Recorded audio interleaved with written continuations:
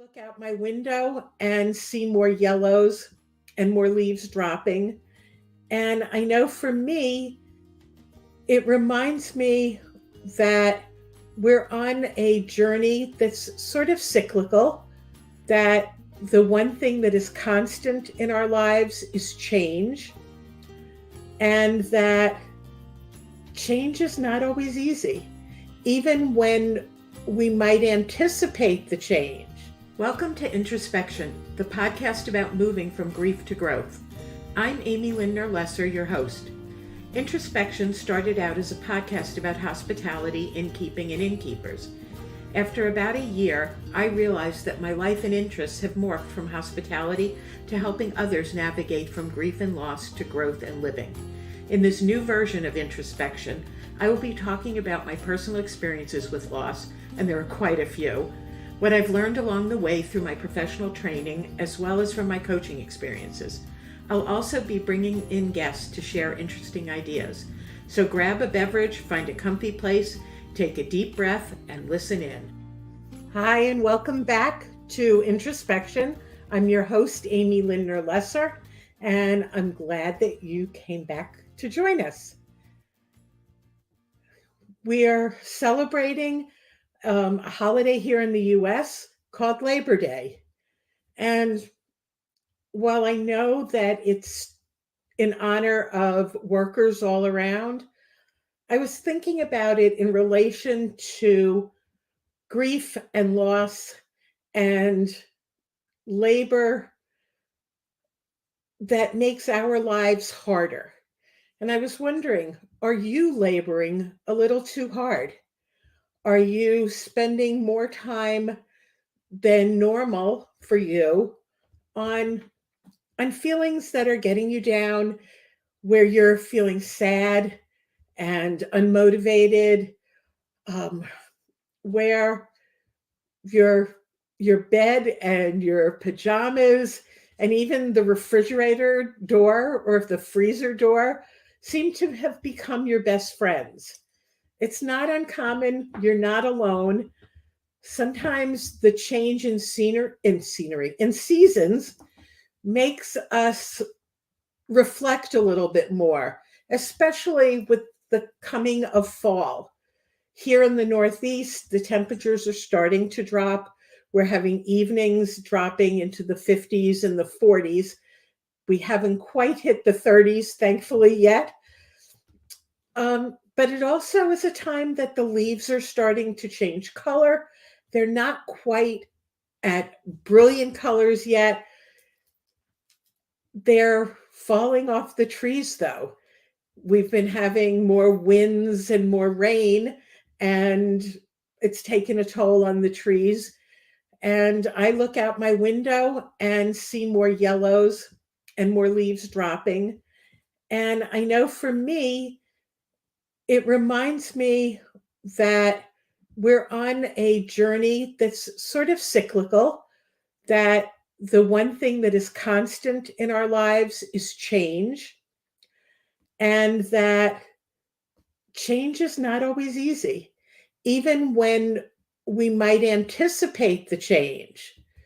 For example, if you have somebody who you love very much and you're watching them fail, whether it's a short-term failing, whether it's a failing of memory, whether it's been a long chronic illness, or you're just noticing the change, it's still coming. And just like winter, we're going to be feeling it. We're going to be feeling the coldness, maybe the loneliness of not having that person by your side. It's a time now to start, like the squirrels, start gathering the acorns, start thinking about what you can do to fortify yourself as you get ready for a winter. I was talking with somebody the other day, and we talked about the benefits of writing things down, of journaling.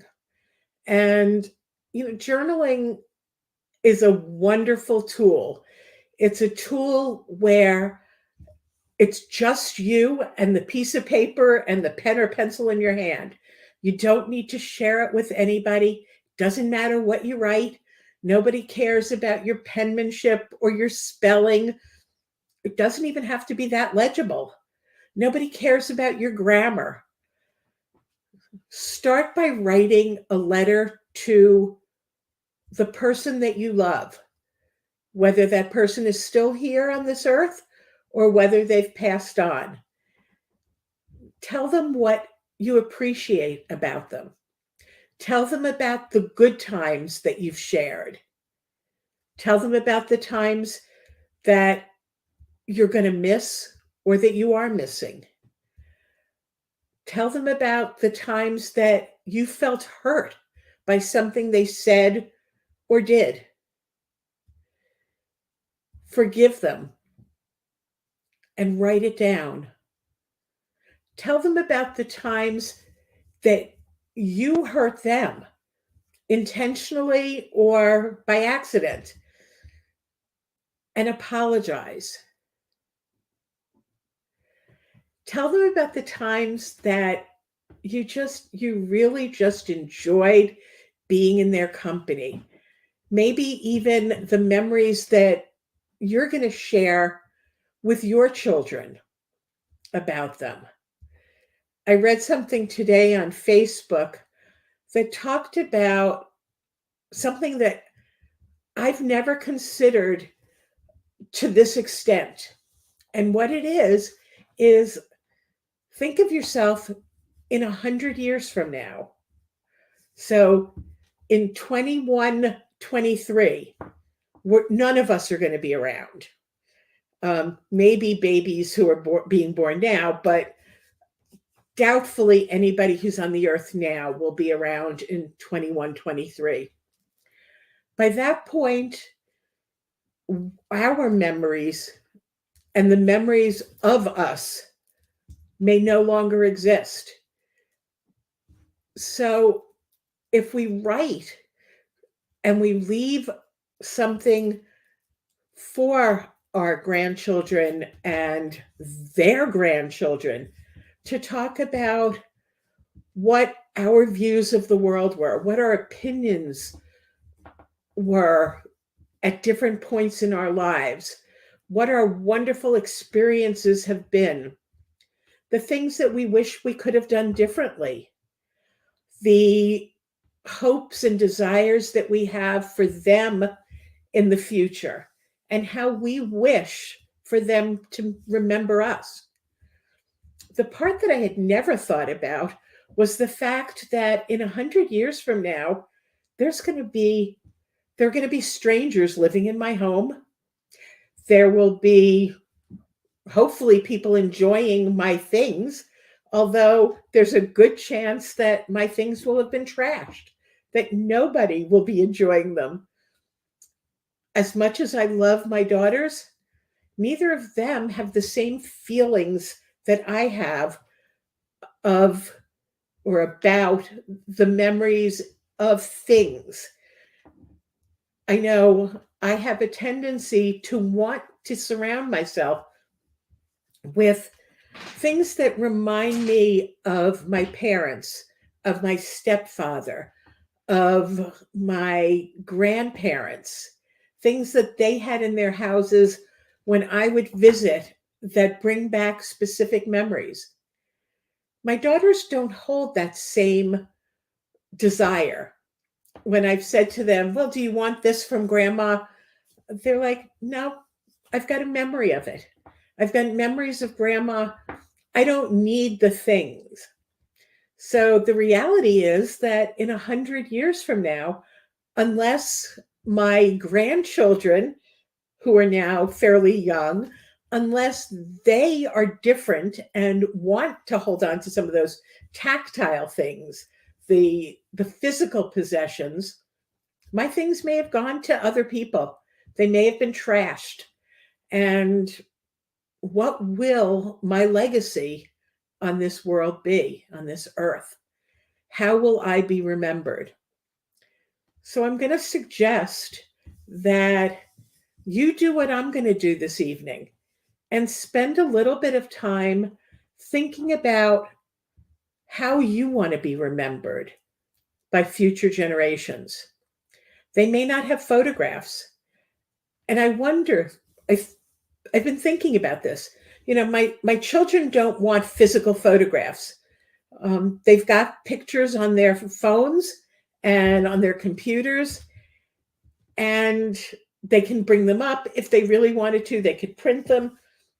They can share them with others through internet. There probably won't be photographs hanging on walls. So how will somebody remember? And I'm going to write down what I want somebody to remember about me. It's not going to be the things. I'm hoping that it's the ideas that I supported, the ideas that lit me up. I'm hoping that what they remember about me is that I loved them very dearly and that I loved people, that I love to laugh, that I love flowers and nature. What are the things that you want people to remember about you? It's my exercise for you for tonight. Don't labor too hard, but spend some time thinking about it. And think about your loved ones, especially ones who have passed on. What do you think they would have wanted their legacy to be? And have a wonderful, happy Labor Day.